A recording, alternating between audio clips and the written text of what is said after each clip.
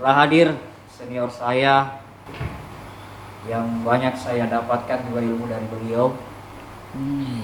Siapa lagi namanya, Pak? Agus Iskandar. Sorry, saya bukannya tidak, saya lupa, tapi yang terkenal di pikiran saya itu adalah Agus Iskandar. Agus Iskandar. Gitu, Bisa Pak. Tonji. Iya. Kalau di Facebook bisa Tonji. Iya. Sengaja saya hadirkan senior saya di sini, Agus, karena saya akan bahas beberapa postingannya di Facebooknya mengenai kritikan-kritikan jualan atau perempuan. Banyak. Kalau saya lihat di postingannya seniorku ini bermacam-macam. Ya, kalau bisa disebut Facebook itu adalah Facebook multitalenta. Yang membuat Facebook itu multitalenta adalah si pemiliknya. Beranjak dari yang lalu-lalu bahwa Kanda Agus ini adalah seorang jurnalis. Iya, betul. Pernah berpartai. Lalu kemudian pernah menjadi pengusaha sukses. Pernah. Iya. Pernah ya? Pernah jadi pengusaha sukses. Hampir pernah. Hampir pernah. Lalu kemudian lockdown. Iya. Karena perempuan. Wah. Iya. Tidak ada. Tidak. Oh, tidak gitu. Oke. Makanya saya mau konfirmasi langsung dari Iya. senior saya Itu tidak ini. benar. Tidak benar ya? Iya. Makanya saya mau konfirmasi langsung sama senior ini. Jangan lupa share, like, dan subscribe. Abang Sate Podcast balik lagi. 4, 3, 2, 1. Apa mau kamu? Bisa ceritakan sedikit pengalaman perjalanannya dari sejak menjadi partai sampai menjadi jurnalis sampai pada saat sekarang. Mulai dari mana ya? Mulai dari hati yang paling dalam. Ya, sebelum saya terjun ke dunia jurnalistik, saya sempat bekerja di salah satu percetakan. Nah, di situ saya berawal dengan modal sedikit pengetahuan tentang setting dan layout dengan menggunakan aplikasi Corel dan Pacemaker waktu itu. Dari percetakan masuk ke partai. Nah, dari percetakan kemudian saya ke Makassar waktu itu. Sekitar tahun Dulu partai di mana? Di Sopeng. Berarti belum. Ceritakan dulu partainya. Ini sebelum saya berpartai, sebelum saya Dulu ini, partainya apa? PDI Perjuangan. Ya, ceritakan dulu PDI Perjuangan. Oh, kalau begitu saya langsung ke PDI Perjuangan. Ya. Waktu itu saya di Makassar kan, teman-teman mulai dari teman-teman itu seperti Kak Uceng, Hussein Junaid, Agus Setiawan Piarau. Berarti Kanda Agus ini juga berteman dengan Uceng. Iya, berteman dong. Sahabat. Iya. Oke, lanjut. Nah, jadi waktu itu saya dipanggil bergabung ketika Uceng atau Kak Hussein Junaid itu menjemput mandat di Parepare untuk PDI Promega. Waktu itu masih PDI Promega. Ya. Nah, setelah kita pegang mandat, nah kita kemudian bentuk susun kepengurusan PDI Perjuangan, masih PDI Promega, kemudian selanjutnya jadi PDI Perjuangan. Oke, nggak bisa terlalu banyak jelaskan PDI. Lanjut lagi setelah PDI. Iya. Setelah PDI Perjuangan, artinya sebelum PDI Perjuangan saya sudah di jurnalistik, saya sudah di dunia pers. Nah, pertama kali itu saya bergabung di Harian Sore Hak Suara. Oke, yaitu yang di jurnalistik. Iya, di situ saya Dari di pers. PDI lalu kemudian masuk ke apa ini? Di PDI sambil berpartai sambil menggeluti juga dunia pers waktu itu. Oke, partai lalu ke proyek. Nah, setelah tahun 2003 ya, saya meninggalkan dunia pers. Saya tinggalkan dunia pers, saya coba-coba ikut-ikut. Ya, mulai 2005 lah. 2005 saya ikut sama salah seorang pengusaha. Nah, proyek pertama itu yang saya ikuti proyek pembangunan Bandara Seko Luwu Utara. Oke, berarti pengalaman di proyek ada juga. Ya, jadi 2005 saya geluti dunia itu, kemudian pertama ikut sama orang, Nah, 2007 saya dirikan perusahaan sendiri. Berdiri perusahaan sendiri. Nah. Oke, setelah di proyek lalu kemudian Nah, 2007 ya. kemudian saya menggeluti dunia proyek itu sampai sekarang. Yang jelas setelah saya melihat beberapa postingan di Facebooknya Kanda Agus ini, lalu kemudian apa yang menyebabkan beberapa postingan itu mengkritik proses-proses proyek yang ada di pemerintahan? Oh iya, jadi begini. Postingan saya akhir-akhir ini banyak mengkritisi menyangkut masalah proses pengadaan barang dan jasa. Ya. Yang menurut saya masih banyak menyimpang dari prosedur atau regulasi yang ada. Oke. Nah, saya herannya sekarang karena sudah berapa kali ini regulasi berubah-berubah. Regulasi hampir setiap beberapa periode itu berubah. Ternyata oknum-oknum Pokja masih banyak yang saya rasa tidak beres. Oknum itu seperti siapa? Ya, oknum-oknum Pokja yang penyelenggara itu penyelenggara tender misalnya.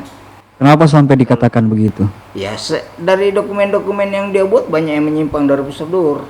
Oh iya. Nah, sebagaimana yang ada dalam regulasi-regulasi tentang pengadaan barang dan jasa. Begitu. Oke. Lalu kemudian apakah proses tender yang terjadi di beberapa daerah ini memang murni di tender atau ada yang Ya ada yang murni, tapi menurut saya itu sebagian kecil saja. Yang kenapa lain sampai itu kenapa sampai dikatakan ada yang murni dan ada yang tidak murni? ya kelihatan kan dari proses tendernya. Yang tidak murni ini? Yang tidak murni itu ya dari proses tender, misalnya kelihatan di situ ada pengaturan-pengaturan. Pengaturannya seperti apa? Ya banyak lah, mulai diatur dari persyaratan yang mengunci atau sifatnya berdiskriminatif. Nah, sehingga ada beberapa penyedia yang tidak bisa ikut, atau ada lagi yang ikut tetapi dicarikan lagi celah di mana dia bisa digugurkan. Oke, berarti ini meskipun tidak substansial, hanya saja seherannya sekarang saya ini mau seperti ini. Kalaupun Pokja-Pokja seperti ini, saya juga minta sama teman-teman penyedia itu untuk ikut menguasai itu regulasi yang ada, supaya mereka bisa mengimbangi Pokja ini, Pokja pelaksana penyelenggara. berarti pengadaan ini. Kanda Agus ini tidak bisa meyakini Pokja bahwa dia menguasai aturan. Saya tidak yakin. Kenapa sampai begitu? Saya tidak yakin karena kelihatan dari dokumen-dokumen yang mereka buat. Tapi di situ sering Kanda Agus memposting beberapa masukan buat Pokja. Iya, saya sering memposting. Bahkan biasa saya ikut unwishing beberapa Pokja, baik di lokal Sulsel ini maupun di luar pulau, luar provinsi biasa saya ikut. Oke, sekarang kita berangkat lagi ke postingan selanjutnya. Nah, postingan apa lagi? Itu saya kok malah mendukung para dokter dan para medis lainnya untuk istirahat aja melepas penat di rumah. Oh iya, saya juga capek. Loh, kenapa ya Anda yang capek? Anda bukan dokter atau perawat? Saya capek posting tentang corona. Jadi ketika saya melihat perjuangan para dokter, para medis, dia di dalam baju hazmat itu sampai 24 jam, itu kasihan sekali itu. Kasiannya kenapa? Kan tugasnya. Iya memang tugasnya, tetapi harus kita hargai dong. Jangan kita serta-merta ada yang bertugas untuk mengobati, kemudian tiba-tiba kita Tunggu dulu, yang membuat dia menggunakan baju itu apa? Ya ini karena menghindari Wabah kan? wah iya. Ya memang tugas dokter dan perawat itu apa? Nah memang tugasnya untuk mengobati, untuk mencegah, dan itulah harus kita bantu. Kita juga masyarakat. Sebenarnya saya tidak pernah yang yang apalagi yang istilahnya nih Apa? Yang muda saja. Pejuang terdepan, ya kan? Garda terdepan. Garda terdepan. Ya. Garda terdepan itu sebenarnya bukan mereka. Garda terdepan itu kita. Semua orang bilang begitu, Ya. tapi kalau menurut saya sih dokter dan perawat itu tidak perlu tidak perlu berkata seperti itu karena memang tugas mereka. Iya, tugas mereka. Artinya begini, dokter ini saya yakin bukan dokter yang mengatakan itu terserah Indonesia, bukan. Oke. Saya yakin yang Saya belum bahas sampai ke terserah Indonesia dulu. tidak, saya tahu bahwa arahnya ke situ. Berarti Anda sudah oke. Saya mau arahkan pelan-pelan tapi sudah menuju ke terserah Iya, Indonesia. pasti mengarah ke situ. Karena ada juga postingannya itu terserah Indonesia. Itu bagaimana terserah Indonesia? Iya, terserah Indonesia. Saya pikir, makanya saya bilang tadi, saya mendukung kalau misalnya dokter dikasih kesempatan lah juga untuk kembali ke keluarganya. Kasih kesempatan lah juga untuk menikmati masa-masa santai. Ketika orang-orang yang di luar tidak peduli. Ya itu kan resiko jadi dokter. Iya, tapi iya kita juga sebagai masyarakat harus jaga kesehatan loh. Oh gitu. Iya. Masa orang capek-capek di dalam kemudian kita dengan seenaknya keluar menjemput itu virus. Oke, kita fokus ke terserah. Terserah. Ya. Terserah Indonesia itu pernyataan-pernyataan sudah artinya pasrah. Pesimis dong kalau terserah. Ya, kalau memang tidak bisa kenapa kita harus mau paksakan? Kanda Agus percaya sama pemerintah. Saya percaya. Tapi saya tidak percaya dengan setiap statement yang berubah-berubah. Saya percaya bahwa ada di kelompok pemerintah yang memang bisa memutuskan sesuatu untuk membantu rakyat ini. Tetapi ada juga beberapa pihak di sana itu yang memang ya bikin kacau. Bikin kata seperti itu. Ya bikin kacau, membuat yang satu bikin statement seperti ini, yang satunya bikin statement seperti ini. Seperti Ya seperti ketika misalnya semua ditutup, tiba-tiba belum ada tren penurunan menyangkut masalah wabah ini, tiba-tiba Menteri Perhubungan membuka kembali moda transportasi, membuka kembali bandara-bandara, sementara kabupaten-kabupaten menutup wilayahnya untuk orang-orang yang mau mudik. Nah, pas dibuka ini kan apa dampaknya? Pasti semua orang mau pulang karena ya sudah ada pesawat, sudah ada kapal laut. Oke. Ya kan? Kanda Agus ini kan pelaku UMKM. Ya, Maunya COVID ini cepat berlalu. mau. Ada gambaran buat Kanda Agus kira-kira kapan berakhir? Kalau saya sebenarnya saya malah berpikir kenapa kita tidak kembali hidup normal. Loh. Maksudnya? Ya kembali saya hidup normal, makanya tadi saya bilang saya mendukung dokter ketika dia bilang saya mau istirahat. Lalu siapa? Nanti kan pandemi korbannya meningkat. Kalau gitu. Ya anggaplah itu seperti penyakit-penyakit yang lain, virus-virus yang lain. Bagaimana kita hidup sehat? Kita kan sudah belajar untuk menghindari ini, cuci tangan dengan sabun, Ya. pakai masker, jaga jarak, social distancing, physical distancing. Itu kan setelah kembali ke rumah kan ada bisa cuci tangan, langsung ganti baju. Itu kan pola hidup sehat memang. Betul. Ketika kita keluar naik motor kita pakai masker kan memang sebelum ada virus juga ini baik kalau misalnya kita pakai masker. Itu menghindari polusi. Ya kan begitu. Kalau kita kembali hidup sehat, dulu juga seperti ini. Ketika ada beberapa penyakit-penyakit yang menular itu, kita sudah ada cara yang dikasih bagaimana menghindari, ya gitu kita lakukan. Kalau ini semua mau dilakukan seperti sekarang, kita di rumah, sementara yang lain juga masih jalan. Kita patuh sama pemerintah, kita patuh sama ini, tiba-tiba tapi di luar sana masih banyak juga yang berkeliaran. Jadi lebih baik Ya lebih baik kembali hidup normal. Kita di rumah tidak berpenghasilan, sementara yang lain berkeliaran. Tidak bisa, sama saja. PSBB, orang bilang PSBB katanya pasti akan sepi. Bayangan saya itu waktu PSBB di Makassar, ketika di luar sana itu tidak ada jalan yang macet, ya. tapi nyatanya banyak. Masih banyak tempat-tempat macet, masih banyak orang berkeliaran. Oke. Ya kan? Oke, selanjutnya saya melihat di postingan Kanda Agus lagi ada Mantap sikap Pak Kasatpol PP Makassar tetap harus menjalankan tugas sesuai Perwali nomor 22. Satpol PP adalah penegak PSBB. Ya. Mereka kemarin ada beberapa postingan melakukan tindakan yang cukup keras. Ya. Anda setuju tindakannya? Kalau tindakan keras saya setuju. Tindakan kasar yang saya tidak setuju. Keliru kalau Pak Gub katakan jangan kasar, oke, bagus. Tapi yang jangan tegas, salah. Satpol PP itu harus tegas, mengamankan, mengawal. Ini perwali peraturan. Ya, Biar bagaimanapun perwali ini sudah ditandatangani dan sudah berlaku, harus dikawal. Seperti itu. Dan harus ditegakkan oleh Satpol PP. Karena Memang mereka itu adalah penegak perda, perwali dan segala macam. Oke. Ya.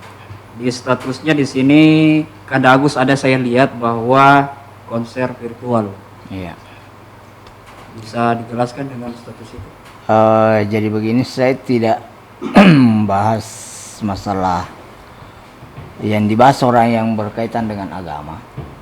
Yang saya luruskan di situ karena banyaknya netizen yang menganggap itu konser, dengan bahasa konser bahwa banyak orang berkerumun, banyak orang penonton di stadion. Ya.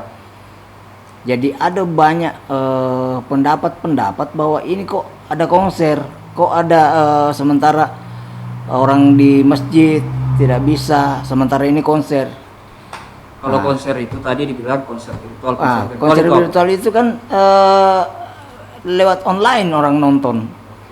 Artinya ya itulah makanya saya sampaikan itu bahwa ternyata inilah, mungkin ini yang dimaksud online atau apa, karena konser virtual yang seperti itu. Artinya ketika masyarakat netizen, warga netizen menganggap bahwa ini konser merupakan kerumunan banyak orang, akhirnya dia menganggap bahwa pemerintah ini melakukan sesuatu yang keliru, sangat keliru, ya kan? Nah, kalau persoalan yang mengatakan bahwa menyinggung perasaan umat Islam, ya saya sepakat. Kenapa? Karena dilakukan di saat bulan puasa kan. Nah, tapi persoalan konser amal, karena ini kan tujuannya juga untuk mengumpulkan. Di situ ada dilelang berbagai macam. Itu untuk mengumpulkan dana, membantu masyarakat yang sementara mengalami pandemi ini kan, seperti Jadi itu. tidak salah dong itu. Ya, kalau masalah konsernya, masalah tujuannya itu tidak salah. Kenapa? Apa bedanya dengan konsernya di Kempot almarhum kemarin kan, untuk mengumpulkan dana? Nah, kan seperti itu. Hanya ya itu tadi saya bilang, kalau menyangkut masalah melukai, ya mungkin saya boleh sedikit sepakat dengan itu kan, ya, bahwa memang karena masanya. Nah, ketika orang dilarang bertarwi di masjid, sementara dalam waktu yang sama malam hari misalnya ada yang berkonser, ya meskipun mereka memang di dalam ruangan studio itu mereka kumpul-kumpul, ya itu. Oke, kita lanjut ke pembahasan selanjutnya, antara mudik dan pulang kampung. Nah, Ini penjelasannya di status Kanda Agus. iya. Mudik seperti apa, pulang kampung bisa dijelaskan dengan status ini. Jadi begini, kebetulan mudik dan pulang kampung memang dalam kamus itu sama, menuju ke kampung. Mudik dulu, Mudik kan kalau di kamus juga seperti itu, ke kampung, ke udik. Ya. Mudik itu dari kata udik. Oke. Udik berarti menuju ke kampung kan. Itu seperti itu. Nah, kata mudik ini yang selama ini itu kan dalam bentuk percakapan. Dan itu dilakukan ketika misalnya menjelang hari raya. Menjelang hari raya itu disebut, dan itu bahasa percakapan. Makanya di dalam kamus itu ada tanda yang bentuk V itu. Nah, itu kan ada tanda seperti itu. Berarti itu bahasa percakapan. Oke. Ya kan? Nah, pulang kampung, ya kan? Pulang kampung ini kan ya semua ada hari raya atau tidak ada hari raya itu memang dipakai ketika orang ke kampungnya. Oke, singkatnya saja. Singkatnya sekarang mudik dan pulang kampung karena masa corona ini. Mudik itu bagi saya mudik untuk orang yang akan ke kampung dan masih akan kembali ke tempatnya. Pulang kampung. Pulang kampung orang yang memang pulang kampung karena sudah tidak ada pekerjaan, kehilangan pekerjaan, tidak ada rumahnya, hanya kontrak, dia pulang ke kampung untuk tinggal di kampungnya. Jadi penjelasan Jokowi sudah benar. Oh, saya tidak pernah dengar penjelasan Jokowi. Dia kan menjelaskan seperti itu. Saya tidak tahu kalau dia menjelaskan seperti itu. Yang jelas itu pendapat saya. Kenapa Anda ini tendensi sekali dengan Jokowi? Tendensi apa? Tidak menyukai dengan Jokowi? Oh, saya bukan tidak suka. Saya suka. Oke, karena dia? Saya suka Jokowi. Karena dia? Karena dia Jokowi. Dia presiden. Ya kan? Oke. Apa? Kemudian? Mau dibak saya? Oh, tidak. Oke, kita lanjut lagi di status berikutnya. Ya. Nah, bilang beda temanku, corona sama sembako sama. Tidak kelihatan. Loh, sembako kan kelihatan. Nah, begini. Ada teman yang beranggapan bahwa corona itu dengan sembako itu sama. Sama-sama tidak kelihatan. Sembako kan fisik. Kenapa? Karena dia dengar sembako, tapi dia tidak dapat, berarti dia tidak lihat kan? Tapi ada yang orang lain menerima? Ya ada, bagi orang lain menerima dia bilang tidak sama berarti. Oh begitu, berarti sembako dan corona ini? Sembako dan corona sama dengan es batu. Kenapa? Kok es batu? Iya, awalnya kan besar, lama-lama kecil. Katanya tidak takut corona sampai mengabaikan anjuran pemerintah dan MUI. Mereka tetap sholat Jumat. Sekalinya ada yang meninggal berhamburan di keluar. Oh itu ada video. Itu kan yang saya komentar itu video. Bukan. Video atau berita kayak di situ. Berita. Nah berita, nah itu makanya saya komentari si berita itu. Karena dalam berita itu dikatakan satu orang meninggal pada saat sementara salat Jumat. Nah dan tiba-tiba orang ini berhamburan. Tidak ada yang mau mendekat sama yang bersangkutan, sama yang meninggal. Berarti kan takut corona dong. Tapi Nah sementara banyak orang yang katakan kenapa harus takut corona? Jadi makanya karena dia tidak takut corona dia pergi salat Jumat. Tapi nyatanya setelah ada orang meninggal karena dia pikir itu karena corona, ini tidak ada yang mau mendekat, berarti takut dengan corona. Seperti itu. Oke, lanjut ke status selanjutnya. Kalau memang ketidakjujuran bisa atau dibolehkan agar tidak menimbulkan kepanikan dan tidak dianggap sebagai berita bohong atau hoax oleh Undang-Undang ITE, kenapa tidak sekalian diumumkan kalau di Indonesia tidak ada di COVID-19? Ya artinya begini. Balai Patuai. Berarti Anda mengatakan pemerintah ini pembohong. Artinya begini, ketika misalnya kita tidak jujur, ya kan? Ketika misalnya tidak jujur karena menghindari kepanikan, Kita ini kan yang Kanda Agus sebut ini adalah data COVID-19 ya. Iya. Loh, kenapa dikatakan itu adalah bohong data COVID-19? Artinya saya tidak katakan, artinya begini, ada beberapa data yang kemarin itu berbeda. Berbeda dengan data kabupaten, data provinsi, data pusat kan seperti itu. Jadi di situ ada kesan, ada ketidakjujuran. Nah, meskipun akhirnya nanti kan setelah postingan itu kemudian ada klarifikasi kita pakai kan seperti itu. sampel data di Sopeng. Saya sering lihat status Kanda Agus itu sangat memprotes data COVID-19 di Sopeng yang selalu berubah-berubah. Hari ini mengatakan positif, tiba-tiba dikonfirmasi di pusat tidak sama data dengan Sopeng. Itu data provinsi kemarin yang tidak sinkron dengan data kabupaten. Oh, ini kabupaten dengan Provinsi. provinsi, oke, bukan pusat. Ya, oke, provinsi dengan kabupaten. Iya. Tidak sama. Tidak sama. Kenapa sampai dikatakan tidak sama?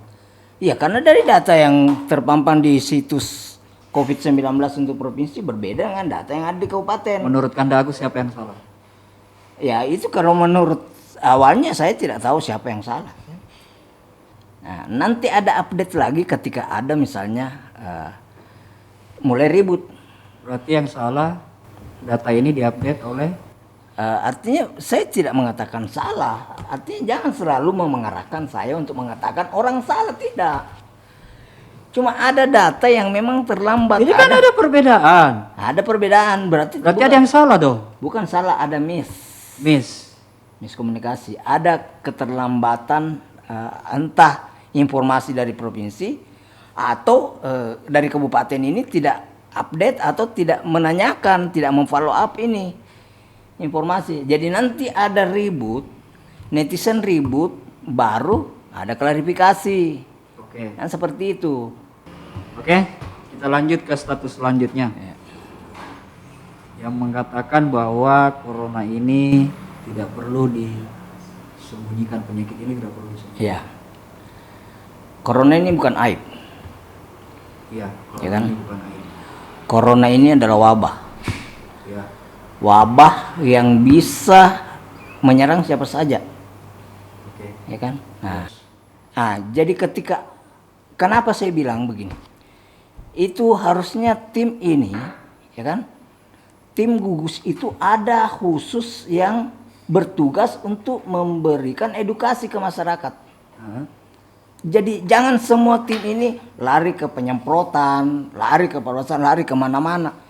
Harus ada satu tim khusus yang memang bertugas untuk mengedukasi masyarakat bahwa corona ini bukan aib. Berarti Kalaupun Anda dihindari bukan berarti Anda dikucilkan. berarti Kanda Agus tidak setuju kalau ada pasien COVID-19 yang disembunyikan. Oh iya jelas. Saya nggak setuju. Loh, itu kan haknya pasien. Mau Hak pasien. dipublikasi Iya atau oke. tidak? Identitasnya memang saya tidak minta identitasnya dia. Tapi cukup dipetakan bahwa ada di sekitar sini supaya masyarakat di sekitar situ tahu. Meskipun pada sebenarnya begini. Kalau orang ini mau jujur, orang ini mau dianggap sebagai pahlawan, orang ini mau melihat semua baik demi keselamatan orang banyak, dia harus jujur. Kenapa harus menyembunyikan diri? Nah ini tadi saya katakan harus ada yang bertugas mengedukasi ke masyarakat bahwa ini bukan aib supaya orang tidak malu-malu mengakui ketika dia terkena virus. Supaya ini bisa terputus mata rantainya. Karena apa? COVID-19 ini bisa terputus hanya dengan kejujuran.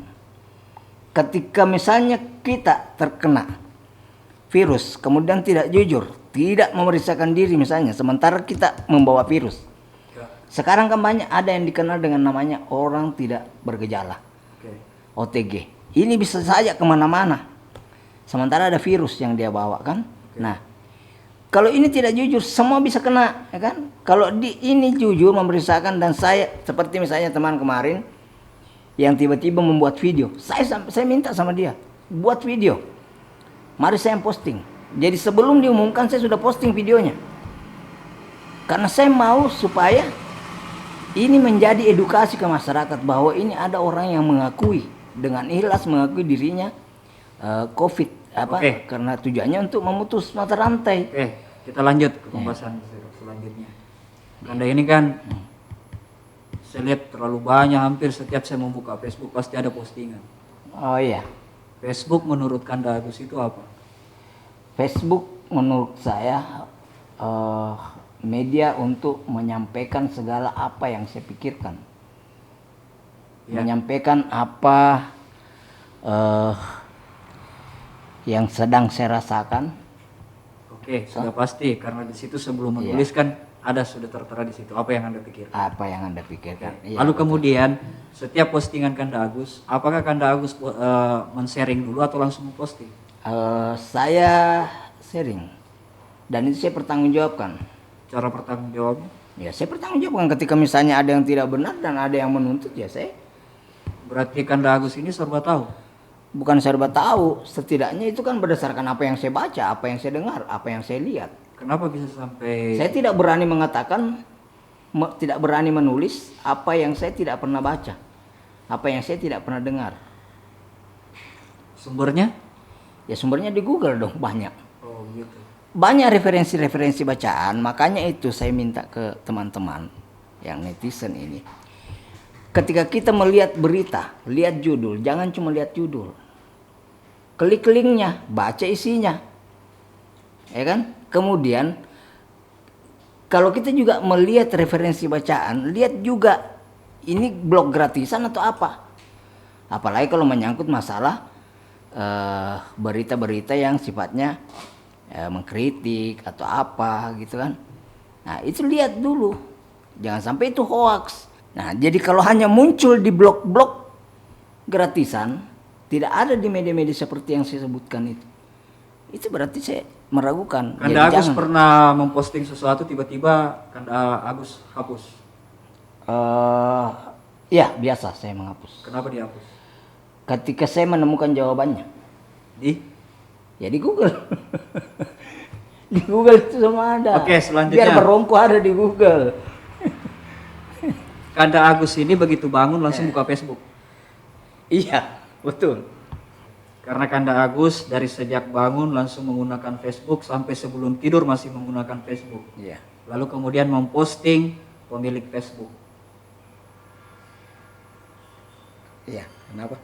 Pemilik Facebook tidak pernah dia melakukan kehidupannya sehari-hari dengan normal, Iya. sedangkan orang lain Sibuk dengan Facebook. Iya. Itu pernah saya tulis bahwa Iya. ketika kita sibuk dengan Facebook, kita dengan Facebook seharian, sementara yang punya Facebook santai-santai saja dengan istrinya. itu kena di diri Anda.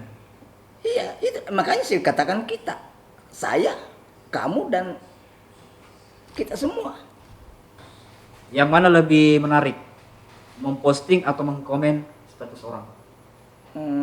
Mengkomen status orang sebenarnya begini, tujuan kita mengkomen status orang itu kan kalau misalnya apakah kita sependapat, kita perkuat, pertegas pendapatnya, atau misalnya tidak sependapat, kita sharing, kita berbagi. Tujuan saya komen itu untuk berdiskusi, bukan untuk membantah, bukan untuk apa, tapi itu untuk berdiskusi. Karena saya manfaatkan media ini, Facebook itu untuk belajar. Karena bagi saya yang namanya belajar itu untuk mengembangkan wawasan itu harus banyak membaca, banyak diskusi, banyak bertanya, dan banyak melihat.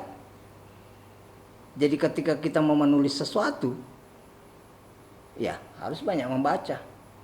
Seperti saya sampaikan sama teman-teman pers, kalau Anda mau menulis, Anda mau menjadi penulis profesional, harus rajin membaca. Jadilah pembaca profesional dulu, baru bisa menjadi penulis profesional seperti itu.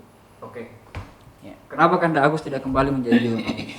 Ya, mungkin pada saat sekarang ini saya masih ada Facebook yang bisa menyalurkan hobi saya untuk menulis. Bermain Facebook bukan karena kesepian? Bukan. Kenapa? Atau bukan karena tidak ada kegiatan sehingga lebih lari ke Facebook untuk mengungkapkan sesuatu, atau tidak ada teman curhat? Sebenarnya tidak. Itu tadi saya katakan, Facebook tempat saya belajar, tempat saya berbagi. Jadi Facebook itu saya manfaatkan itu ya untuk belajar itu saja. Kenapa? Apa yang selama ini kalau kita lihat, saya misalnya melakukan pernah misalnya saya posting jual nasi goreng, saya jual kopi, saya terima cetakan, dos kue, apa segala macam, itu berdasarkan hasil daripada media sosial. Saya belajar di situ. Berarti dengan adanya Facebook ini sangat membantu Kanda Agus dalam setiap Oh usaha, iya, dalam bentuk promosi. dalam bentuk promosi, dalam bentuk Apa yang mau disampaikan buat pemilik Facebook? saya berterima kasih sama Max Kanber. Tapi kenapa tidak memprotes dia kok jalan hidupnya sehari-hari? Berarti dia menciptakan Facebook untuk membuat orang sibuk dengan Facebook. Ngapain juga saya mau protes kalau menguntungkan bagi saya? Jadi berdasarkan pengalaman lalu kemudian dicampur otodidak, Ya. menurut Kanda Agus itu bagaimana? Pengalaman adalah sekolah yang terbaik. Otodidak, ya. Bagaimana kita mengolah, kemampuan yang ada dalam diri kita untuk mempelajari apa yang kita lihat. Berarti pengalaman Kanda Agus ditambah dengan belajar sendiri itu bisa membuat berbagai usaha yang Kanda Agus lakukan sekarang. Ya, insya Allah itu bisa membuat saya hidup seperti sekarang. Tujuan hidup terakhir? Tujuan hidup terakhir sebagai hamba Allah Ya, yang tenang. kritis. Nah, kalau kritis ya harus kritis dong. Oke Oke, itu tadi beberapa pembahasan. Sebenarnya masih banyak yang harus kita bahas ini. Cuma karena waktu dan konten saya juga ukurannya 30 menit. Jadi kita selesaikan saja. Nanti kita ketemu lagi. Oke. Untuk kopinya, top. Ini kalau mau pesan, ada Facebook enggak? Boleh langsung di. Ada Facebooknya enggak ini? Belum ada. Instagram? Instagram juga belum. Anda pelaku Facebook tapi tidak membuatkan Facebook? Ya kan promosi? ada, saya punya akun. Akun dengan menggunakan akun sendiri? Akun sendiri. Mempromosikan ini? Mempromosikan itu. Instagram? Instagram saya enggak pakai. Oke, berarti kalau ada yang ingin pesan silahkan hubungi nomor. Kosong Kita berapa? cantumkan. Ini namanya cold brew. Ini yang masih akan dikembangkan. Iya. Cold brew coffee. Keistimewaan Keistimewaannya dari proses seduh dan dia menggunakan gula aren. itu bisa tahu karena Ya, saya belajar di Dari? Facebook dari Google. berarti guru Anda adalah Google. Tuhan Anda. Allah Subhanahu wa taala. Oke, sekian. Assalamualaikum warahmatullahi wabarakatuh.